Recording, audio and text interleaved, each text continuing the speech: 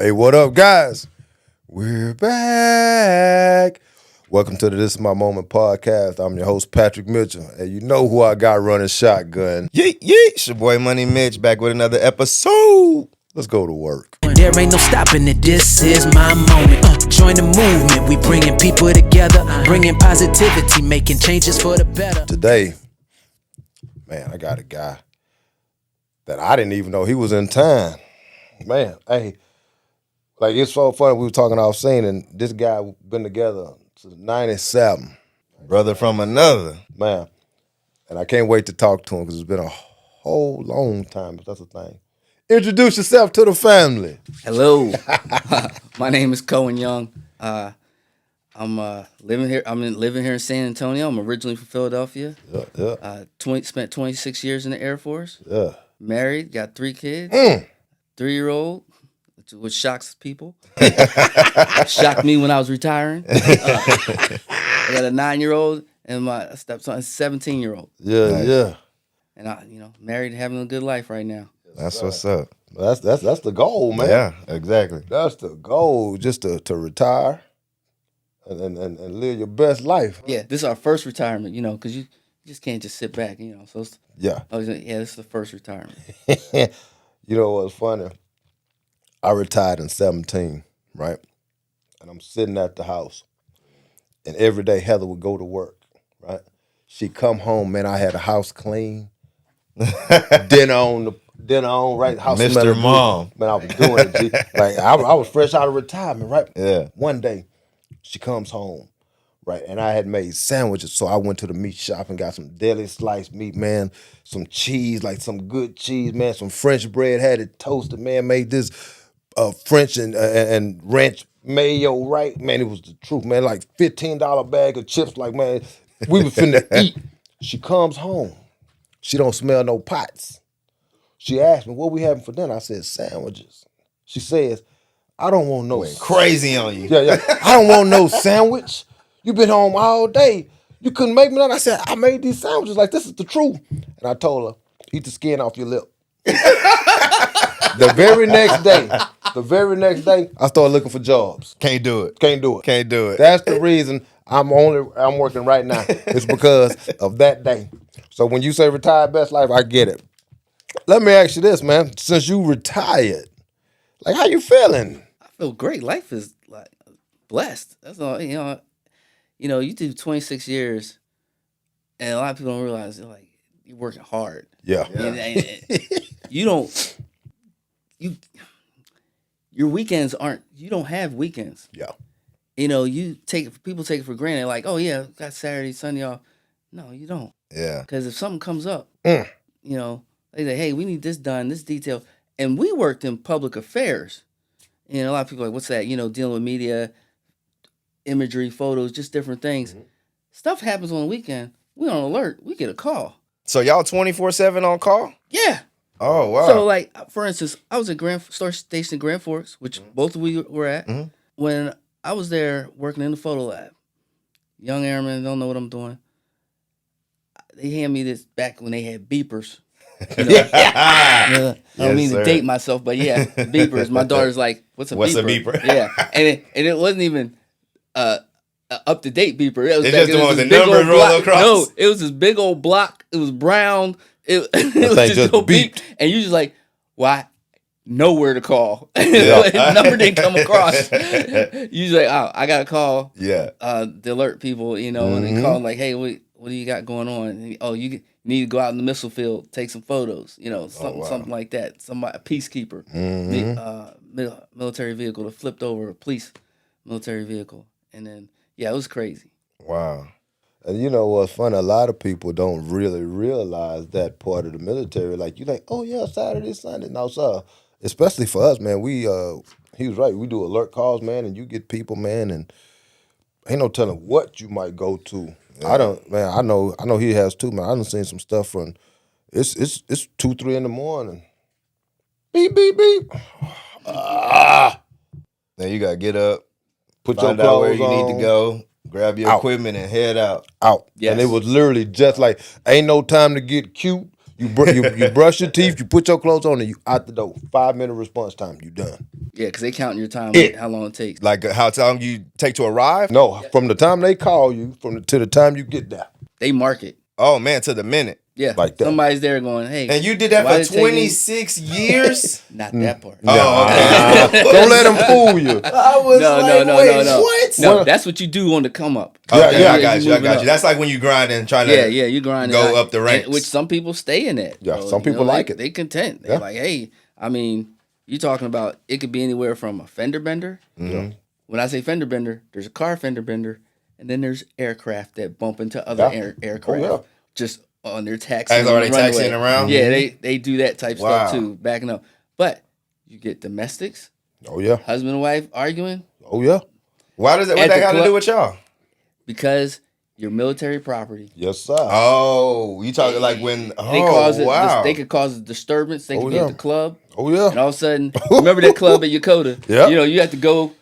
There's something going on. And they say, hey, we need. If there's a bruise, you got to take pictures of the Oh, bruises. the bruise and turn that into Yes. the cops. Yes, sir. And not to be so, Yeah. you know, well, for instance, we have to take pictures of Yeah. murder scenes, Yeah. Oh, death wow. scenes, Yeah, we- autopsies, yeah, we stuff did. like that too. Yeah, we did. And what I learned is every office wasn't necessarily like that. Sometimes they would have CID or OSI. They might do it, but then when it comes to the camera stuff, they didn't necessarily have the talent or specifics to do that. So then they call the photo lab, Yeah. and then that's where we would come in. And your beeper go off. And you don't know what you're going into. you You know, you fall think, down. oh yeah, oh what, you know, somebody fender bender, and you get there, oh that person's dead. You know, Got to do it. Wow. And it's the ultimate to me, man. That's the ultimate separation. Right, like you literally have to separate yourself Yeah, from the because scene. I was just about to ask, like, do you now, after all of this stuff, do you go to therapy? Do you talk to anybody about the stuff that you've seen or anything like that? no, I used to do a lot of yoga. After I got back from deployment, I did a lot of yoga to kind of relax and just deep breath. But then it depends on each person. Yeah. Some people have nightmares and go through different things. And I guess I had one. You never know when it traumatizes you, Yeah. when it might come up. 'Cause it just does. And you Yeah. just have to. Are you equipped to deal with it? And if you they're back in the day. They weren't equipped to deal with that, and then they started doing that training later. But yeah, I can remember one time when I was deployed, and I was in a position they totally didn't expect, and I worked at the Pentagon. I came back from the Pentagon, and they're like, "Hey, did you see any death or anything like that?" And I'm like, "Yeah." And they're like, "Oh, are you okay?" "Yeah." And it was like, "Okay, they let you go." They wouldn't do that today. Yeah, they would. Yeah, now they're going like, deeper. "Hey, let's go a little Yeah. deeper. What are you thinking about?" Just different things, because those things pop up. You don't realize it when they do. And I remember, I had an instance where we got blown up. We lost some people. I literally walked in the room, and within 5 seconds of that, I was talking to one of the majors, and I said, "Hey, I'm about to get some pictures of the people coming in that are going to be doing," because they were voting, and there were some corrupt people in that town, and we were in Sadr City, and that room Where's Sada City? in Iraq, Sadr City, Iraq. It was a hot spot back Gotcha. then. 2008 was that 2008? Yeah, or no, 2000? Yeah, something like that. And then I walked away from that room. I swear, 5-6 seconds later, that whole room blew up. Glass shattered, went over my head, all over the place. It was June 24th, which I always remember that day for two Yeah. reasons. The day I almost came very close to dying, and then my daughter was born on June 24th, a couple years later. But Very significant yeah, day that for date, you. yeah. Yeah. But you find your ways to deal with it. Wow. Well, we glad you're here, man. Yeah, me too. For sure. And you know what fun is? That's what I'm blessed, so that's why Yeah, I don't you stress winning. about anything. Yeah, yeah. Like at this point, you see stuff like that happen, you're like, okay, I'm not stressing. Don't bother me about paperwork. Right. And you know what's funny though, man? A lot of people look at that stuff, man, and it's, dude, like you can be that close to like Not being here no more. your last day. Yeah. And I told the story. We was in the same situation in Afghanistan for me, man. Like you've come so close, and then at that time they wasn't really looking after you like that. Now, man, they taking care. They taking care of you coming back down from downrange, and they taking care of you. So shout out to the VA, shout out to the government for taking care of us, because that is a needed thing, man. Because like I started going to therapy. I had to start going because I was one of those people that had nightmares, and I have, man, anxiety, depression. I have all that stuff. So I gotta figure out a way to cope with it. I ain't doing no yoga. That sounds like that sounds like exercise. I ain't doing I feel that. like you are not flexible enough to do yoga, bro. No. That's not. You're not a yogi. I don't see that in your future No, at all. No, sir. I've been down and touched my toes. I gotta go to the doctor. My back went out. You know what I'm saying? As to your disability. Yeah. Hey, no, we ain't going back there. I don't want them to keep looking. Don't touch my money. We good over here. Let me ask you a question. When you first retired, what was the biggest misconception you had? You know, that's an interesting question because people ask me that, and I had been going to different programs to prep you before you get out. And I think the only thing, maybe my resume build was the only misconception because it changes every day. So, like, if you build a resume, if you're going to do a GS government job, it can be a whole bunch of pages. It can be a whole. But if you're going commercials, a regular civilian job, you don't want any longer than 2 pages. Right. But, you know, you learn that, and it's about how do you write these bullet points. The transition. And, you know, is it just bullets or, you know, are they narrative and style? And that was the one thing I had a misconception that there was one set way. Now, one thing I did know is I knew no one was going to roll the carpet out for me. Yeah. And, you know, some people do think that. They walk out and they go, oh, I'll get the job because I was in the military. Well, yeah, you were in the military, but you ain't doing it that way. Yeah. Like, yeah. you come out, oh, yeah, we worked in media, public affairs. We're well equipped to do a lot of this stuff. But to the person outside the military, we don't know what we're doing until we can show them. Yeah. So, and I understood that fact. So so there weren't too many misconceptions for me because I was realistic. Yeah. And that's the thing. You have to be realistic when you're separating, and but then I also was like, military is temporary for me. So I was always at that. Yeah. Pat and I talked about that lots of times. I was like, this is temporary. I love what I'm doing, but I recognize Not I gonna can't be doing stay it here forever. 60 years. Yeah. At the end of the day, I'm out. I'm like, they can decide they want to terminate me today. you're right. I'm like, but I have that same. It's funny. Same mentality now? I have that same mentality now. They asked me like, you know, I remember when we were in the military, people was like, how come you don't have a lot of pictures and stuff on your desk? Even my wife coming in like, I'm like, because I might have to go. I don't want to have to box up a whole bunch of I stuff. want to do all that. Yeah. And I get out in the civilian world, I'm doing that too. It's like, I come in with my backpack, I'm good. Yeah. I joke with one of the managers. I say, hey, yeah, because they do layoffs and different things. I was like, it won't be easy for me. You won't get security, nothing. I'm grabbing my bag, I'm out. I'm out.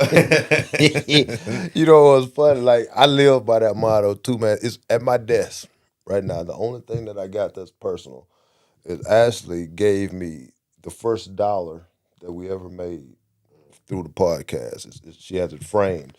And that is the only thing that I have on my desk. I'm not packing no backpack because I told you, we talked about this before. At the end of the day, it's a business. Yeah. Right? And if they choose to let you go because of a business move, decisions. look here, I'm not finna pack nothing. I'm not cleaning off my desk. I'm not throwing nothing in the garbage. I'm not deleting no emails. I'm taking my $1. dollar. Leave all y'all stuff how I found it. I'm taking my $1. I'm turning and I'm jumping in my car, letting my windows down, turn my music up, and smile because you know what? I did 20 years in the military. I still got my VA, got my retirement, and I'm gonna go find me something else. And you got all your digits, most importantly. Exactly. Yeah. So yeah, man, you right about that. What are you doing now? What do you got going on in your life? So I never thought. This is gonna be good. You gonna start life like that? I work in risk management, doing stuff that we kind of did when we were in the military. Yeah. And what was that little exercise thing we would do I always forget. Yeah, you do. You remember? I got memory loss, TBI, bro. See, you and I both. I don't know how we get up in the morning. But Good luck. The monitoring controls and how people I don't deal with face-to-face customers within a bank. I don't deal with that. Oh, so this is financial risk yeah. management. So I'm Gotcha. I'm in the banking industry, but I don't deal with customers. My customers are the people within the bank. Are you handling the processes right? Are you putting your okay. stuff away? So when you get this notary, or not notary, stock, somebody has a stock. Are you filing it the way you're supposed to? If you get Making these sure they're checks, following the SOPs and everything that's set exactly. in place. When you have Okay. the checks and stuff, like we make sure they're handling checks in dual control. Gotcha. So it's not like one person One running around person with a doing check, whatever like, they you know what, want. this check came in. No, it's not just like that. It's like two people, hey, let's sign it in. We accounted for it.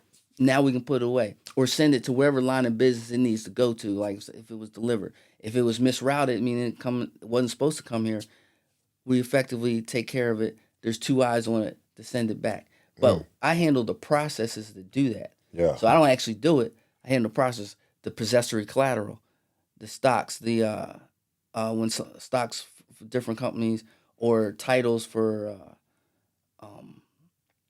different vehicles, because I did not realize the amount of vehicles like that fall under, like how much a company can have vehicles. Yeah. It's just like how many under one business line, like How many uh, cars like- can one business I'll use own? this, let's say like I'm just throw this save us a place called Pacific Mobile. They got 80 trucks or 80,000 trucks, and here's who this one belongs to, who's this one belongs to, who's that one belongs to. Oh, wow. Like that. Oh, it's paid off. It goes back to them. Something like that. They release it. Just different things like that. Goodness. Wow. It's amazing, and it's just the controls on how you handle that. Gotcha. So that's what I deal with. It can be so many things. It's like it's making sure people do the right thing when no one's looking. Yeah. And that is the biggest thing. That sounds familiar. And that transcends so many different places. Yeah. Do the right thing when no one's looking. You know what's funny too, man, and just thinking about that, the way the economy is now, we looking on TV and you see these banks and it's closing, man, and people's money is missing and all this. To know that it's people that's in these situations that's actually checking and double checking the stuff to make sure it's on the up. And putting the policies in place so that those things don't slip through the cracks. Yeah. Like you need that, man. It's important, especially with my money. You ain't kidding, man. Like it's a couple things you don't fool with, and money is in the top 3. Yeah, V. Depending on who you are, it's number 1. For me, it's number 3, but yeah. So, with that said, let's keep it pushing, man. How did you get into that? What gave you you retired from the military, public relations? How did you transition to a risk manager, or did you do other stuff before and then you kind of fell into it? So when I retired, I was like, let me finish school. Let me do that. I had a couple classes left to finish my bachelor's in business management, and then I said, oh, I'm gonna go start my master's, because I was like, I'm just enjoying life. I'll sit back. I'll be like you were talking about, being a husband, having things ready. Yeah. Because my wife was still in. Oh, She so was still you was a life Mr. was- Mom too. Yeah, I was with mom. Life was good. My daughter, she was like loving it. She was like, yeah. oh yeah, Daddy, can you come here? I was going All the events. Everything. going to events, different things, Yeah. help with the homework, stuff like that. He out there making cookies for the class. I ain't going to get it, boy. And then COVID, all Yeah, that. yeah, So I was yeah. monitoring that process, which I was glad I was home for during that time, because she'll tell you she had to be on the iPad every day, Yeah. And then there was days she didn't like me being her teacher. I believe that. Granted, the way her school was, I wasn't the teacher. I was just helping out. You Yeah, know? yeah. Like, they got, hey, you got to tune in. You got to get on and get this stuff done. So you was helping at the school? Well, I did later. Okay. So later on, I said, I'm going to be a substitute. You got your Took dad it at the serious. school? Took it Substitute serious. teacher. Yeah. I'm like going in, like, okay. Yeah, because, you hanging with those kids, at least you get to go home. Yeah. You know? Yeah. I'm like, oh, wow. I was like, this wouldn't be so bad. This is a pretty decent gig. Yeah. And then I'm like, but I still want to I always wanted to do HR. Yeah. Okay. That was my background I wanted to do. And because as you move up, that's what you're doing. You're handling people. You're dealing with people all the time. Policies, keeping things going, training, different things like that. There's so much stuff that falls under HR, kind of like public affairs. There's so much stuff that falls under this, like what you're doing right now. This falls under public affairs. It do. Totally. But there's so many different aspects. There's brand representation, which is public affairs. People don't think about it. There's brand management. And I like my ideal job is to be able to, if I was in public affairs, I want to work in a company and tell them what they're doing wrong, what they shouldn't do. How do you deal with the public? I feel like a lot of companies need that They too, do. especially in this time where all the information is so accessible and people are blasting everybody every second they get. They do. And in the military, I swear, in the military, you got to have some of the best public affairs people just dealing with stuff like that because we know, hey, don't open your mouth. There's no need to know all that. Like, for instance, we're deployed. Yeah. There's no need for everybody to know what's going on over there. We're trying to make an operation to get somebody back. Right. If we tell you what we're doing, then we're not going to be able to get them. Yeah. Right. You know, saw my plays. Yeah, exactly. Stealing the calls. We got that problem in football right now. Like people stealing plays. So, it's just one of those things. But I digress. You said, how did I get into this? Yeah. So I was involved a couple programs that help you after the transition. Yeah. And I was in several of those programs. And there was one that you dealt with talking to different companies every week. And so I participated in all those. And then I came across, I got used to, because of that, I got used to applying to different jobs. Mm-hmm. And lo and behold, I didn't get in because of that program, but I was used to doing different applications, and I kind of got lucky. Yeah. I applied everything HR, I didn't get. Yeah. Like I would get a rejection, or I'd go through interviews, and I was like, you know what, I'm tired of this. I went through, and that's the other thing. You will go through a lot of interviews. Yeah. I went through a lot of interviews. I was pissed. That's the best way to put it. Yeah. I was like, I'm sick of this. I was like, okay, I'm gonna try this company again. Yeah. And I got a call. Well, I did an interview. Yeah. And I remember the woman, she interviewed me, and had her two people interviewing me because you do interviews. Got past the preliminary. Yeah. But my second interview, I had them joking because I was talking about. They're like, talk about something where you had to get people to work together to do something and be successful. Right. And I could have used something from my military background, but I chose to use something from the kids. Yep. Substituting, trying to get. I was like, we tried to get these kids to the assembly room. Yeah. Because one of the teachers down, you had 4 classes. I had 2 teachers because 2 teachers had to do something else in preparation. But we had to get these 4 classes of second graders to the assembly room. We had to herd the cats. I was like, yeah. And I was like, I told that story. They were cracking up. And I truly believe that's what won me the interview. Yeah, yeah. Because it wasn't the normal, typical stuff, but it had the intricacies of that shows the team bond, the team building. Yeah. Did the things you exemplified all of the qualities. Yeah. I mean, it was easy for me to go back. Hey, I did this in the military. Blah blah blah. That's an easy kill. We had to lead these people. We had to lead that. I mean, and I always get them when they're like, "Well, what was the most stressful part in your life?" And I said, "Well, I got blown up." That was stressful. That kind of counts a little bit, right? And after that, they're like, "Okay, let's next subject." Next question. Moving right along. But you just keep your composure. You do different things like that. Yeah.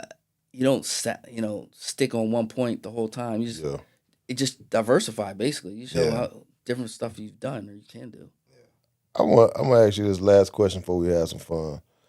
I thought we were having fun. No, fun. My kind of fun. Uh-oh. So liquor involved? No, I'm just, I remember hearing about this Hennessy White. I remember you talking about this years ago. I'm like, oh man. Yeah. Hey. It's in the morning. We're not drinking, right? Wrong. Wrong. That ain't the right answer. It's always drinking time somewhere. It's 5 o'clock somewhere. You better believe that. When I first met you, for years, man, no kids, none of that stuff, man. And you was always super good with them, but you never had your own. How's it being a pops, man? Dude. That is. when you told me you had 3, man, I almost fell out my chair. 'Cause, like, you know how some people you meet, like, they just don't have kids and like young. I was young, so now we balling. Yeah. But you know what I'm saying? Right, they balling. Right. But all the years I've known him playing ball, he never was, but he was always good. Like everybody else kids, like he was like the uncle. Yeah, To everybody's favorite uncle. Yeah. How is it, man? It's beautiful. I Yeah. wouldn't trade it for anything in the world. You know, it's like the only thing I say, man, I wish I had him earlier. And I'm like, no, I wouldn't, Yeah. Yeah. because that deployments. Yeah. I had to worry about. You'd have deployments. missed a lot. Now, Oh, yeah, for granted, sure. yeah, high blood pressure and all that stuff. Being a black man, you know, you're like, well, I'm only gonna live a certain amount of life, so I don't know. I don't know if I'm gonna see. Hope I see a graduation. There you go.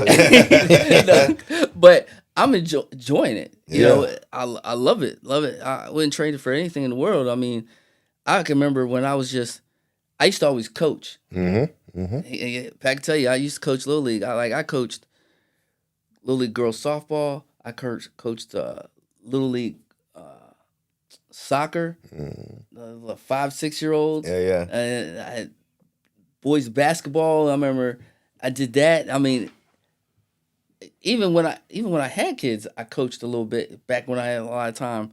So when I had my own was just awesome. Nice. You know, I wouldn't trade anything in the world. I mean, because you're getting to build these minds, nurture them, Yeah. and you know, show them, hey, this is what you could do right. This is what you could do wrong. Yeah. Like, hey, I'll let you know. My daughter's always saying, she said, did they have TV when you were younger? Yeah, they tell her I'm old, but I ain't that old. She said, did they have phones when I was like, come, cat. I was like, what?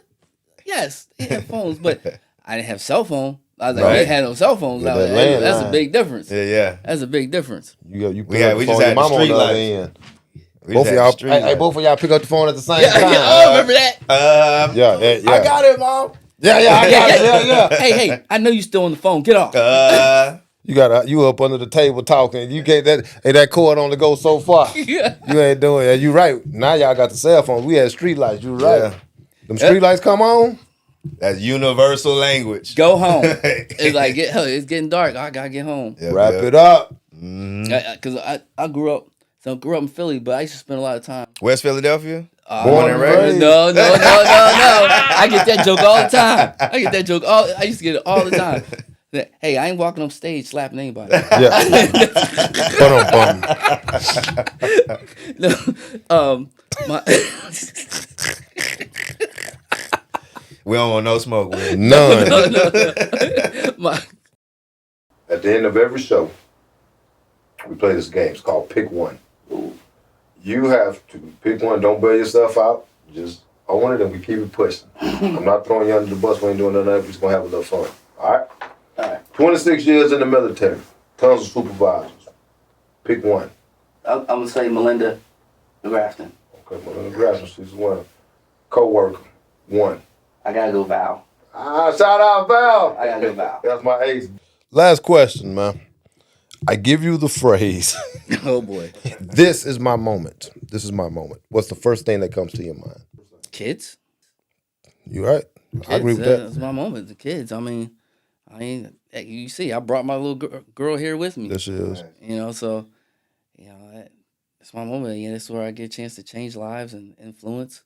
Yeah. You know, I can't deny that. Yeah. Man, and I agree. I have a 5-year-old, and I feel like that is your opportunity to correct all the wrongs that you've ever had in your life.